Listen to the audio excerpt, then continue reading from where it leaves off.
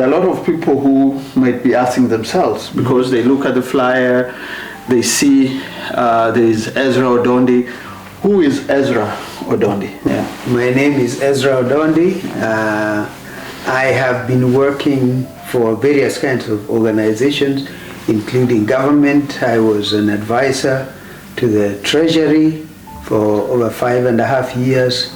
I have worked in the private sector in the banking industry for over 10 years. I have worked with the NGO sector for over 15 years. And I've worked in a number of countries within the Africa region. So that is the background that I bring. I'm a finance expert. Also, I studied economics, and so that's my background. Okay, that's exciting. What kind of value does it add to the church? Good question. Actually, maybe I should also say, what is the role that I play in the church context? Yeah. I have been an elder in the church for over 30 years. Okay. In several countries. Yeah. And I have also served even as a first elder. I have also served been privileged to serve in the position of treasury in the church in several countries. As a result of that, I have been able to help the church to develop their budgets, to develop templates, to develop strategy on how to manage finance and how to manage the church generally, because finance in any context, in any organizational context, it's like the oil that drives the engine. If you have an engine that is running without oil, definitely it's going to stop. So finance is very critical in the strategy of a church, either to grow or to mentor its members and to keep its members. How important is having a strategic plan, not just in the church, but in the whole? Strategy is a very integral part of the church mission and vision and growth potential. A church that does not have a strategy is like shooting in the dark. No. Any organization that is running without a strategy is basically, I would call it, if you have no vision of where you're going, any road will take you there, because you're going nowhere. We are gathered under the theme of prospering in health. That is both physically, socially, mentally, and financially as men. And that is why our theme is iron sharpens iron. Yes. And one of the things that men would love to know, because the US is a very fast-paced, as we know, there is business and also as we are part of the mission that God has called us to do, one of the things that drives it is finances. Yes.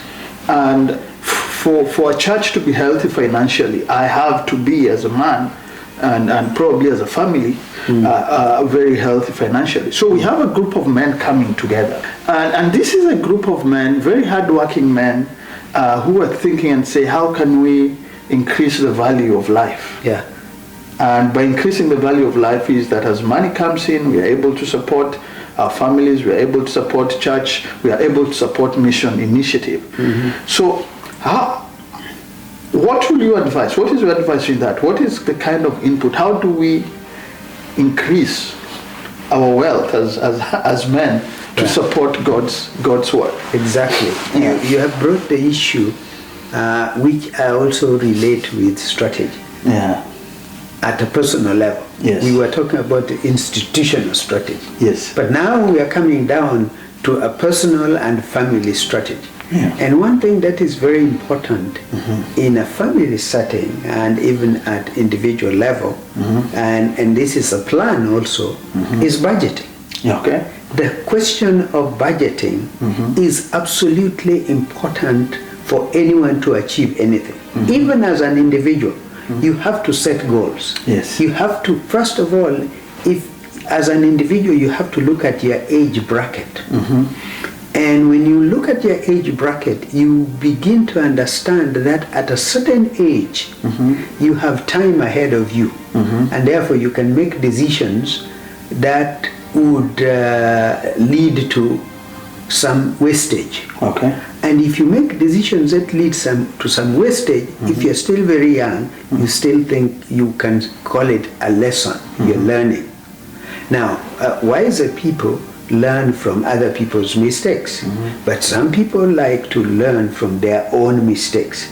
If you learn from your own mistake, it becomes very expensive, because one is from the health point of view. If you are eating recklessly and bad things, you will end up in the hospital, and you will pay for it. Yeah. So it becomes very expensive. Yes. Financing is the same issue. Yeah. Finance requires a vision. Yeah. You need to have a vision of where you want to be by when. Yeah. And finance will facilitate you to be there. Okay. And therefore you must have a budget. And the process of making a budget is very much like the process of developing a strategy. Yeah. Because the budget can be annual. Yeah. And so let me take it, and it can be also long term, like you have 5 years.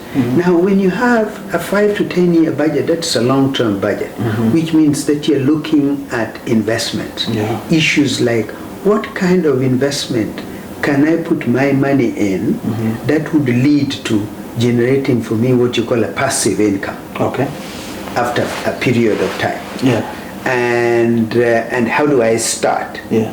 From now to ensure that within 5 to 10 years I have other income that even if I'm not employed, I'm able to do that.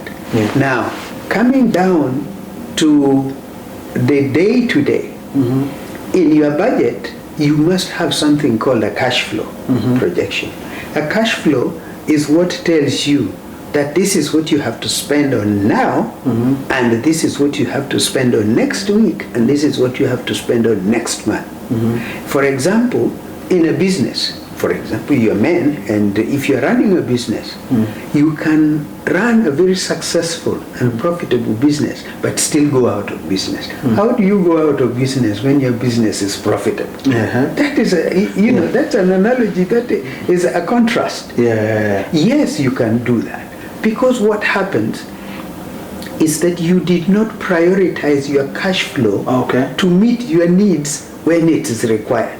So that is the process of budgeting, which means that you prioritize that things that must be paid recurrent, we call them recurrent expenditures. Yes. You must set aside for them enough cash flow to ensure that when they come due, Yes. you meet those obligations. Yeah. That also now begins to take us to the savings component, which means that if your income is one stream of income, Yes. then you must put a certain proportion of saving. Instead of starting with all your expenses which you have listed for your budget, you start with savings. Yes. When you start with savings, a certain proportion of your income, then you have already put your tithe aside, your savings aside. Then whatever is left, then you map it to the expenses that you need to have. Wow. Now, if you start by mapping your expenses, you will always find that you have a shortfall. Yeah. So one, you will not even pay tithe. So you say we start with the savings. You start with a savings.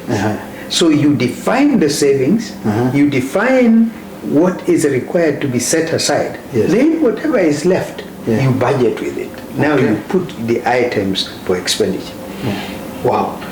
Elder Ezra here, Odondi, is one of our speakers at the upcoming Men's Summit that will be held in Andrews from the 18th of June. So I hope you're planning to join us. You'll see the dates and how to register on the screen shortly.